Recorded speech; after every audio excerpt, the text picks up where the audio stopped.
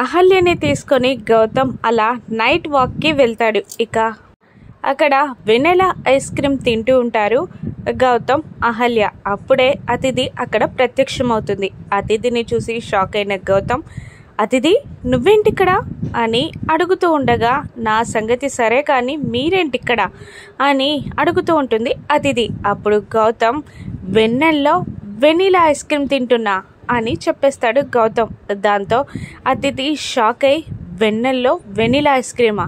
అసలు నువ్వు vanilla ice క్రీమే తినవు కదా, ఇప్పుడెలా తింటున్నావు అని నిలదీస్తూ ఉంటుంది అతిథి. అప్పుడు నవ్వుతూనే ఐస్ క్రీమ్ తింటూ, అప్పుడు నచ్చలేదు ఇప్పుడు నచ్చింది అని అంటూ అహల్య వైపు చూస్తూ కొంటెగా చెప్తూ ఉంటాడు గౌతమ్. ఐస్ క్రీమ్ తింటున్న గౌతమ్ని అహల్యని మార్చి మార్చి చూస్తూ అతిథి మళ్ళీ ఇలా అడుగుతూ ఉంటుంది.